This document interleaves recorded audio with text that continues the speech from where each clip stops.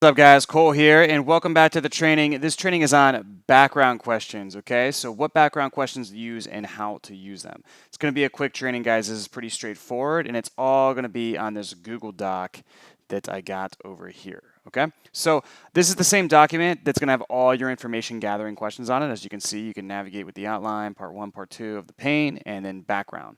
So getting right into it, when do we use background questions? Typically, it's near the beginning of the call, so we're going to start by isolating the pane, but as we get into this widening the gap part to where we're asking these probing questions and chunking down and also questions that widen the gap, naturally we're going to need to know stuff about their background, especially if it's a business offer and you want to see what business model they are, what price point they have, so on and so forth. These are just simple questions that you can't miss and you have to ask. So typically we ask them fairly early, but it'll be sort of in a it'll be sort of kind of along with this part two part that we covered in the last video. Okay. What is the purpose of these questions? Like, why do we even ask them? Quite simply, it's just to understand the logistics of if and how we can help the prospect. Okay. Also to identify any friction between the current situation of the prospect and your offer. So for instance, what I really mean here is, like, let's say somebody reached out to me and they had a $97 a month continuity program. Okay, they want to sell more of it over the phone. I'm not really going to help that person if they don't want to change their offer and their price point and repackage things where they can do high ticket, because it's going to be hard for me to get them the result that they're looking for based on the investment of my program. So there would need to be some sort of a reframe here, and I'll teach you how to do that in this video to see if they're even open to repackaging their service so that they can charge more, have more margins, and ultimately be able to scale a high ticket offer, not a continuity. Okay. One way we can use these also is to ease into more invasive questions and the pain. Because what you're going to find here, and I gave some examples with these background questions, is they kind of naturally will lead into pain questions. Okay, so sometimes you'll isolate the first pain, you'll kind of widen the gap, get clear on that, then be asking some other questions that are just sort of background questions, and then I'll lead into more pain, right? And then you go into the same process. So these will act in as lead-ins to that a lot of the times. But still, some sales training will start off and they'll tell you to start off with background questions. I don't really think in our industry, in the high ticket world, it's necessary. If you were maybe selling corporate, sure. But with high ticket, start off with what's the biggest challenge in your business right now, ultimately what's not working. That's what I do. It's always worked for me, and I feel like it's the best way to start. So let's get into the background questions. So some obvious ones. What are you selling? Is there different levels, like ascension model to their business model? What's the price point? What is the collections percentage? How much is collected up front and how much is payment plans? What are the payment plans? You can see how this could possibly lead into a problem.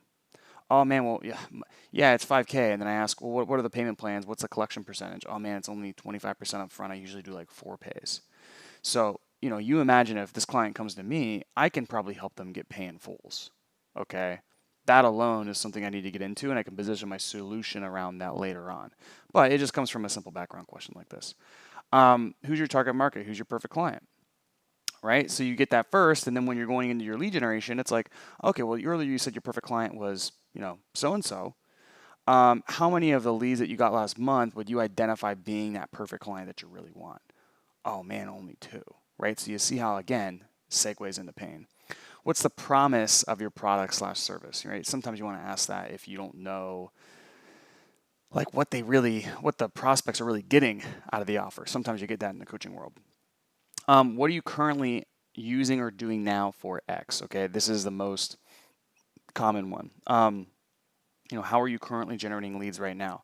How is the fulfillment handled in your business right now? Maybe they said, oh man, the biggest thing is I'm just stuck. I'm working 80 hours a week. I have no more time to scale my business. There's no more time in the day. Okay, so we'd probably, what do you mean by that? Why do you say that's the biggest challenge? We're going to ask these widening the gap questions, but eventually, well, how is the fulfillment handled in your business right now? Right, because that's kind of the root of the problem, right? So we're asking a background question on that so we can get some more information and deepen that pain a little bit and see what's going on. What is your current sales process right now, pretty much A to Z? Okay, how does a client go from a stranger to a paying client with you currently, right? A lot of people ask that. It's a good question. You just need it for some background. Who are you currently using now for X? So, who are you currently outsourcing your lead generation to right now? Most of us in this program at the moment aren't going to be using a question like this, but it's a good one if it's something to where you're selling to a client who always is using a provider for something. It's just going to be a matter of who's the best provider, like a vendor, who are you currently using now for X, okay?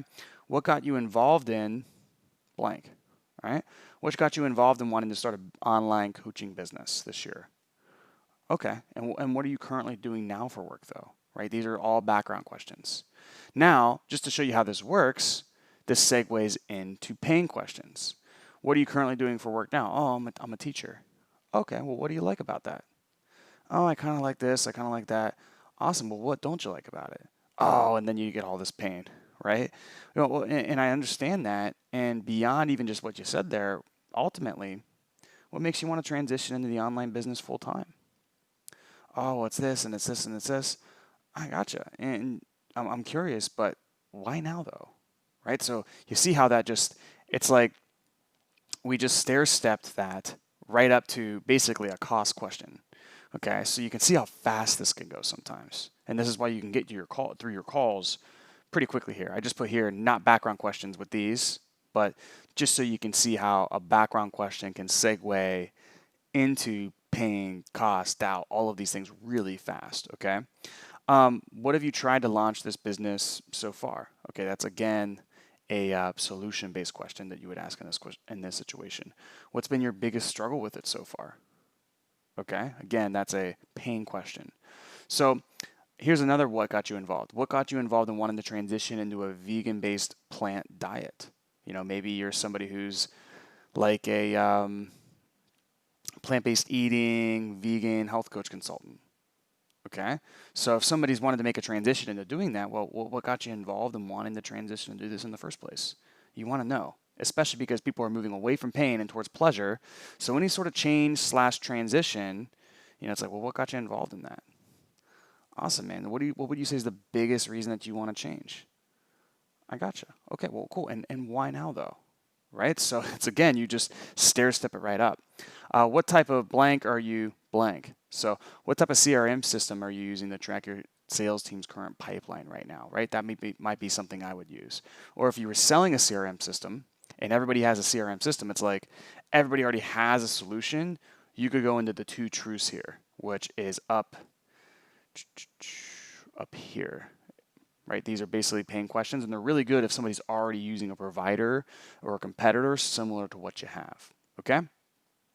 So that was pretty quick. Another one, what type of products are you selling the most of right now? Okay? And here's questions to tempt for change. Okay, so let's say go back to this example of the guy with a $97 a month continuity program. He wants to, work with me to sell more of it, but I teach high ticket sales. He thinks he should do it over the phone. Okay, so in this example, if it were possible to repackage your low ticket course and bolt on some one-on-one or even some group support so that you can increase your price from $997 to $10K, I mean, if that was even possible, is that something you would be possibly open to? Okay, well, why though? Right? So you always want to get, well, why though? Right? Oh, I'd be open to it. But, nobody wants to not be open to something. Okay, so then we got to qualify that answer, if that makes sense. So the formula is if it were possible to, so that you could benefit, is that something you'd be possibly open to? Okay.